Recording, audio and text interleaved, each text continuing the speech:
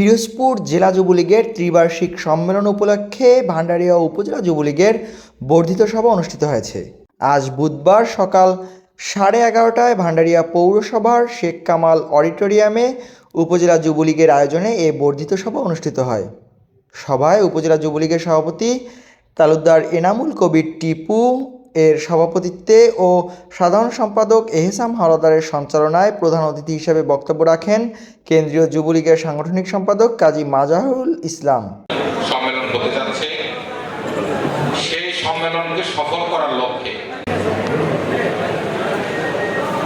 বিশেষ বর্ধিত সভা, সেই সভায় সভাপতিত্ব করছেন আপনাদের প্রিয় ভাই। বিশেষ অতিথির বক্তব্য রাখেন কেন্দ্রীয় যুবলীগের সদস্য নাসির উদ্দিন পিয়াস। এছাড়াও পরে ইউনিয়ন যুবলীগের নেতাকর্মীরা বক্তব্য রাখেন। বাংলাদেশ আওয়ামী যুবলীগ পিরোজপুর জেলা শাখা দ্বিবার্ষিক সম্মেলন 2024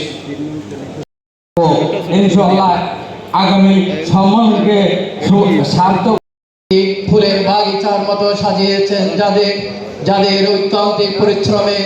যুবলীগের বর্ধিত সভার সম্মানিত সভাপতি, মঞ্চে উপবিষ্ট আমাদের বিশেষ অতিথি, উপস্থিত আছেন বিভিন্ন ইউনিয়ন থেকে আগত সম্মানিত সভাপতি। যতদিন রবে পদ্মা মেঘনা গৌরী রহমান, ততদিন রবে কীর্তি তোমার বঙ্গবন্ধু শেখ মুজিবুর রহমান। আসছে 18 মাস। সকলের নাম নিতে পারছি না যেহেতু বক্তৃতা সময় সংক্ষিপ্ত। আমরা আমাদের আজকের বর্ধিত সভায় সভাপতিত্ব করছেন ভান্ডারিয়া উপজেলা আওয়ামী যুবলীগের পিরোজপুর জেলা যুবলীগের সম্মেলন উপলক্ষে আজকের ভান্ডারিয়া সংগঠন বাংলাদেশ আওয়ামী যুবলীগ ভান্ডারিয়া উপজেলা শাখার পক্ষ থেকে সংগ্রামী শুভেচ্ছা। উল্লেখ্য, আগামী 18 মে পিরোজপুর জেলা যুবলীগের ত্রিবার্ষিক সম্মেলন অনুষ্ঠিত হবে। Omar Al Hasan, MI television.